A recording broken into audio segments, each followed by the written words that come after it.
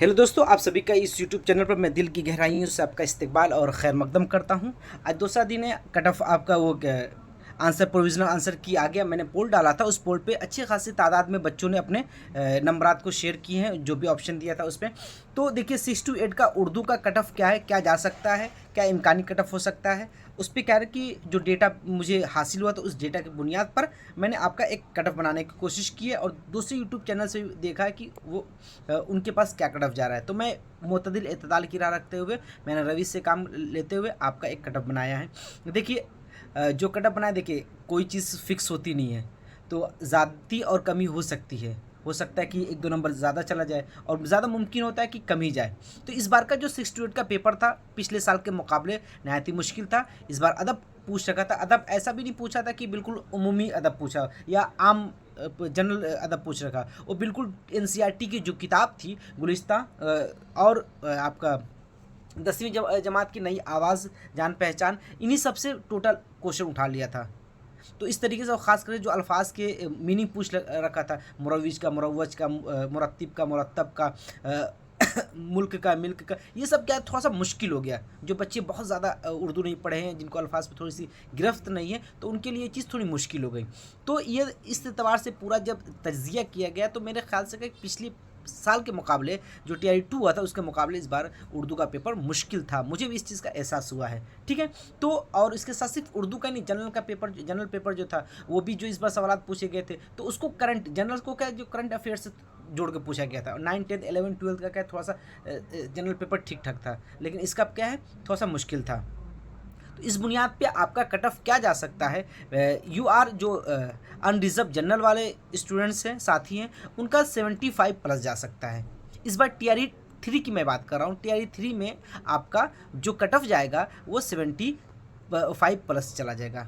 ठीक, 75 भी जा सकता है, 70-80 के बीच में। ज़्यादा मेरा जो मुझे लग रहा है कि 70 और 80 के बीच में ही आपका UR का रिजल्ट रहेगा।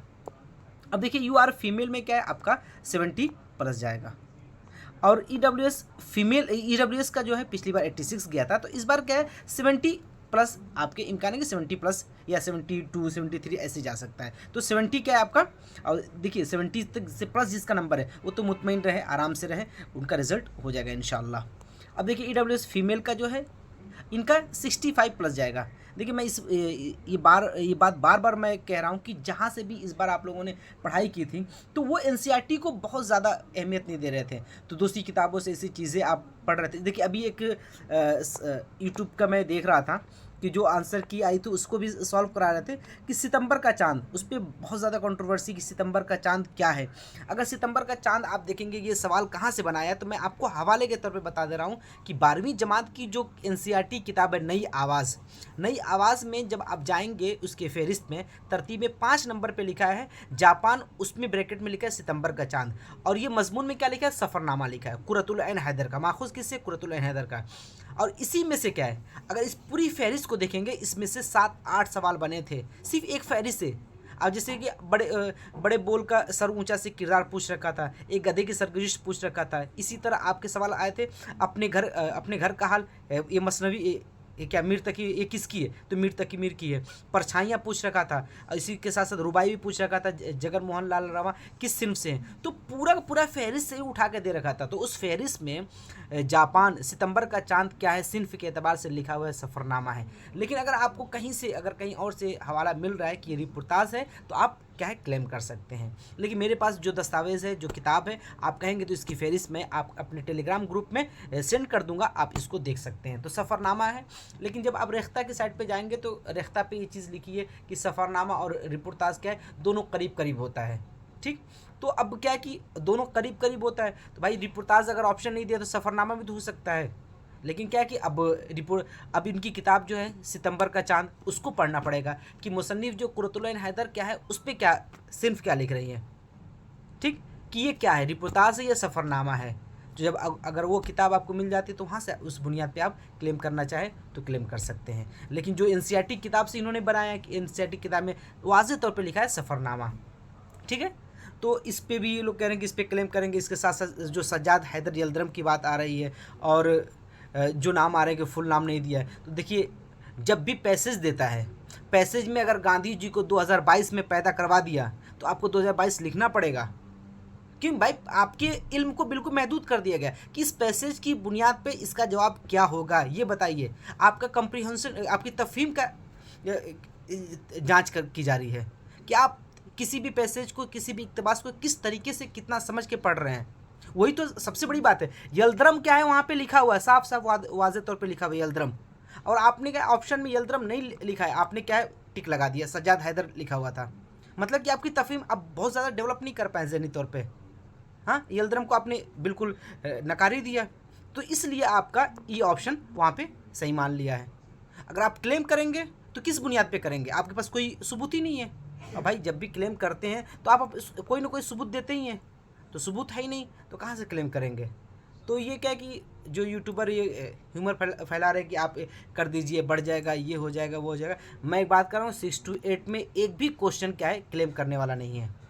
हाँ, अगर आप क्लेम करते हैं जैसे सितंबर का चांद, ये मुमकिन है कि आपको जो मेन किताब है कुर्रतुल ऐन हैदर की, वहाँ पे आपको मिल जाए सितंबर का चांद आखिरकार नौइयत के एतबार से क्या है। ठीक है, अगर आपको रिपोर्टाज मिल जाए तो उस पर आप क्लेम कर सकते हैं। लेकिन मेरे पास जो दस्तावेज़ है, जो नई आवाज़ 12वीं जमात की है, उस पर साफ लिखा है सफ़रनामा। ठीक, अब देखिए कट ऑफ की बात कर रहा था मैं, तो देख लीजिए एक बार। UR की जो आपका कट ऑफ जाएगा वो 70 और 80 के बीच में। UR फीमेल का जो जाएगा आपका 70, EBC का EWS का 70 जाएगा इसका भी, और EWS फीमेल का आपका 65। अब इसके साथ देखिए सबसे अहम जो बिहार वाले जो साथी हैं उनके लिए क्या है, EBC और BC सबसे अहम है। EBC का कट ऑफ आपका 70 तक जा सकता है। ठीक, और EBC फीमेल का आपका 65। इसके साथ साथ जो BC का है, BC का आपका 68 या मे बी क्या उम्मीद है कि 65 भी जा सकता है इनका। ठीक,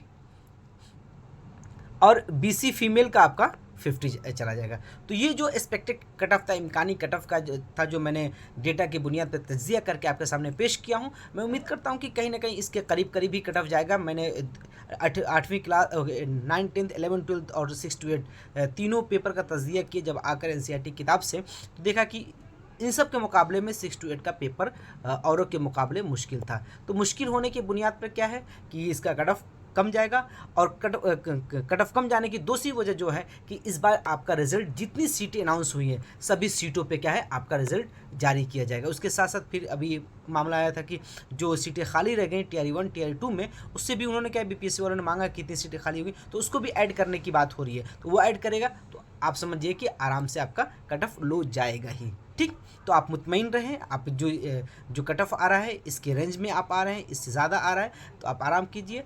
इंशाल्लाह इस महीने के आखिर तक आपका कट ऑफ भी जारी और रिज़ल्ट भी जारी कर दिया जाएगा।